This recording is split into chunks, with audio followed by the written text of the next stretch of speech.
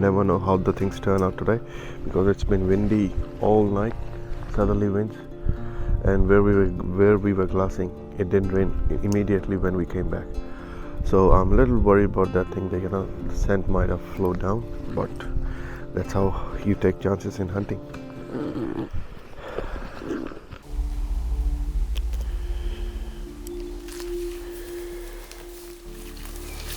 A night prior, we already planned our strategy for the hunt.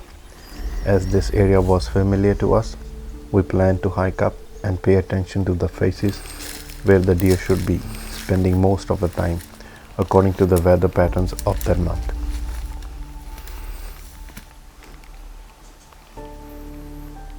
We paced ourselves on the hike up, pausing at each small opening to scan the surrounding for deer.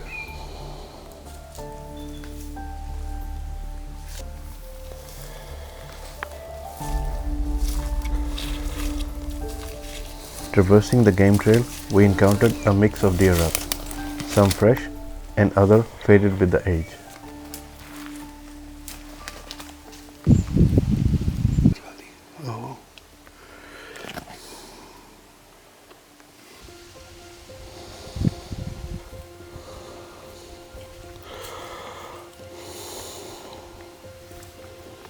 We crested the saddle, took a seat for a glassing session, and almost immediately we saw the rump of a Sambar deer.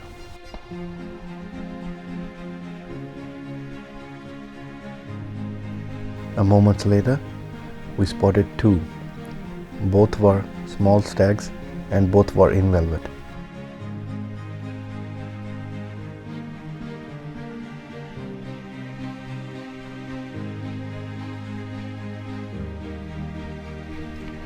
I've been watching those stags for more than 45 minutes, close to an hour. They're not going to go anywhere, I reckon. Gradually, both were slowly feeding towards their bedding area. They are bedded in. They're so smart. They know where the sun is going to be. And definitely they're bedded in fully shade and thick dark bush. I can't see them. I've been glassing there.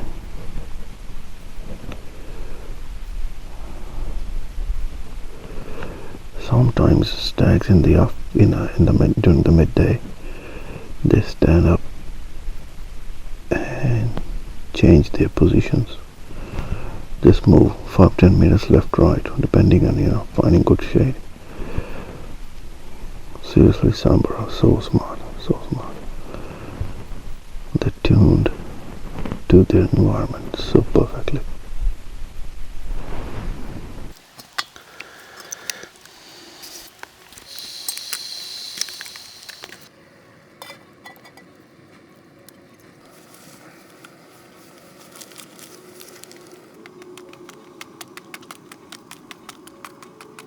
With the deer bedded down, we took the moment for a coffee break and then headed back to the camp.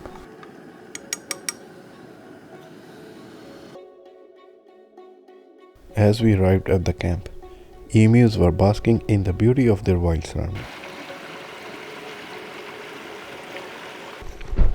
I'm taking 7mm mag today again. Same thing what I carried in the morning. For the afternoon hunt, we decided to drive up and hunt in the different gully system. Our strategy was to stay on elevation, use wind direction in our favor, and make the most of our binos to scout the area for the deer. This opening looks good. Yeah, I can see pretty much two big south faces. I think there's something. So I spotted a kangaroo, but by the look of it, from this far, that looked like a deer, but it is a kangaroo. But this is the best time to sit and do the glassing session, because it's a perfect deer o'clock time. Yeah, perfect 0 o'clock time. They should be moving at this time, and we should be able to spot any movement, luckily. Fingers crossed. If I see any update, I'll definitely update on the camera. Moments later, I spotted a small stag. He was ruminating in his bed, but we were looking for some mature one. Well, finally just saw a deer. It's pretty much last light.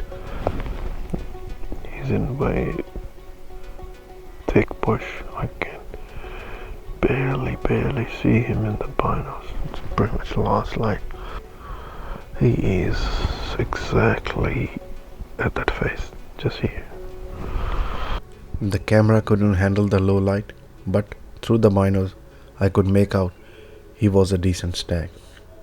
As the darkness settled in, we had to call it a day. Anyhow, I think it's time to head back.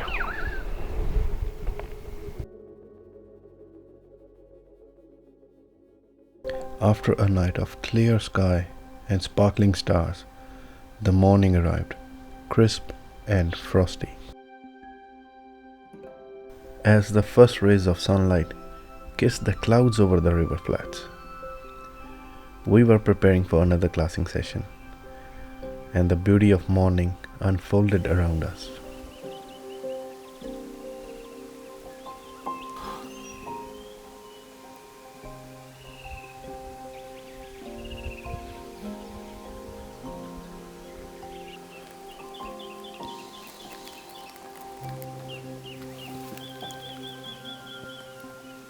We have found something.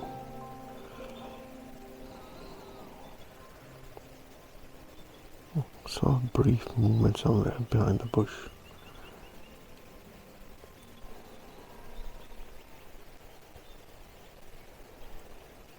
Oh yeah, I saw the movement. Yep, I saw the movement on the top.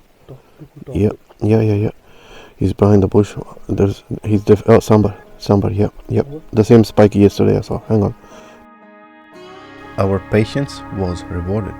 He's a stag, definitely. But I'm not sure, is it the same one I saw there yesterday? He's definitely a stag.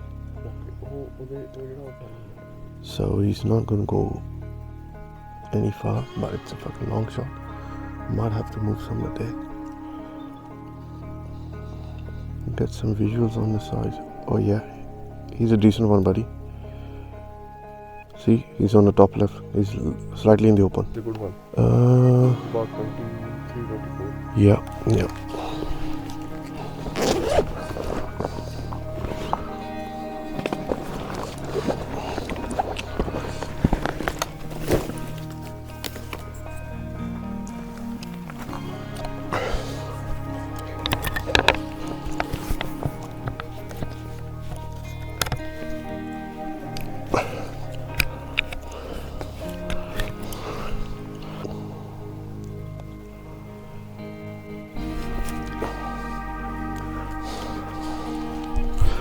After assessing the stag, we decided to take the shot. But at 823 yards, the setup had to be perfect.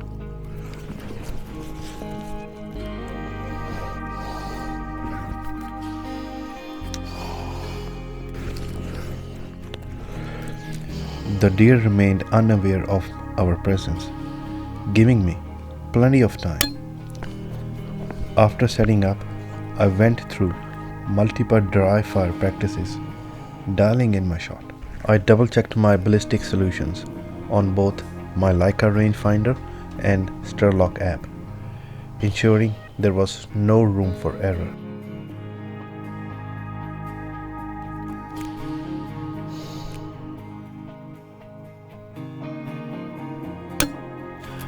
As I went through my dry fire practices, I blew warm air into my hands, keeping my trigger finger warm and ready.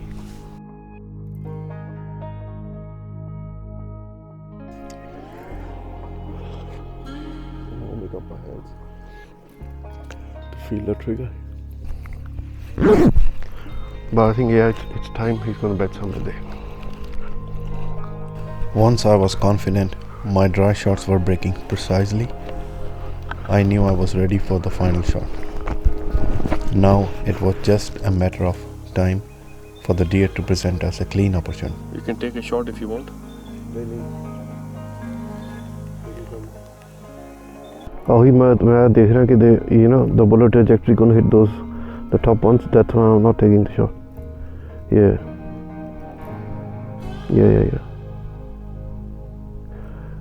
In front there are 3 small bushy patches on the tree.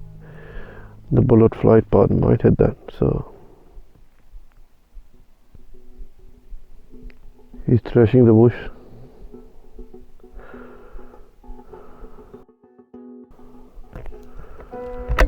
Okay, chambering now. Yeah, he's going left. He should present us shot soon. Going left. Come on, buddy. Come up a bit.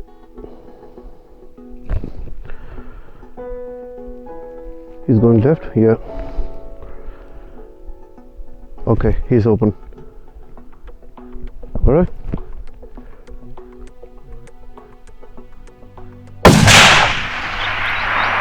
Yeah, you got him. Where is he going? He should be down. He should be down. I can see him. He's struggling. Chamber another one. I can't see him.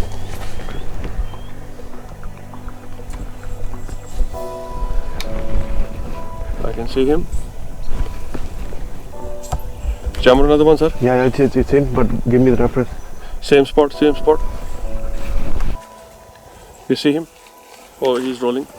Can you see the deer? Yes, I can see him. Is he lying? He is down. He's not moving. I'm going to give him some time. More than an hour recording. Anyhow, we're gonna do some topography mapping skills from here, and go recover the deer. Luckily Gagan was on 15x, so he saw him while he was struggling with the last bit of breath left in it. Let me go on my topography map, and he's here. Definitely he's here. So what do? I know this red spot is where we are, so I tend to mark a point from here to do.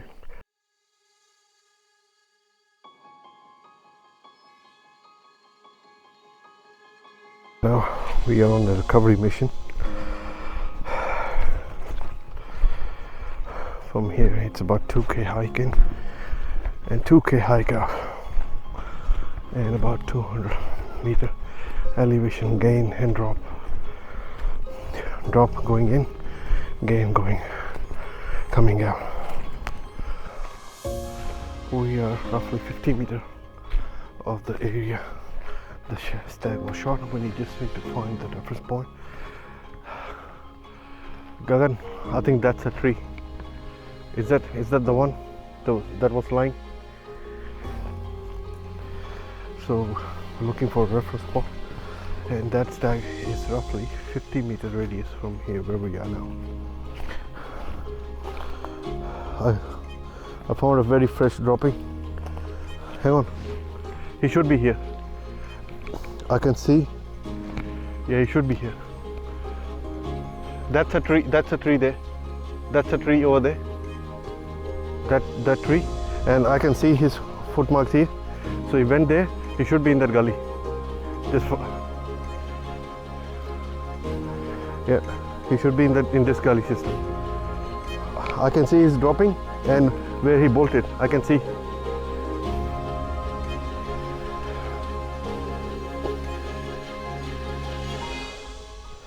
So he bolted from here. I can see he's dropping. Everything changes. I found his dropping and foot marks where he bolted. So he bolted, he should be there.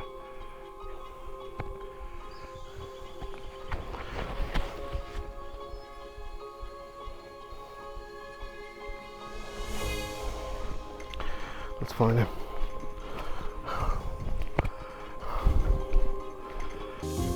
There is no feeling like when, as a hunter, you have followed your discipline and finally you lay your hands on a mature stag.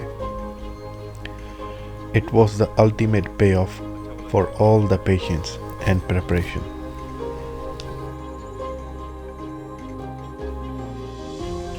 I am truly thankful to my hunting partner, Gagan, for his steadfast help throughout the hunt and for carrying the bulk of the meat out in his pack.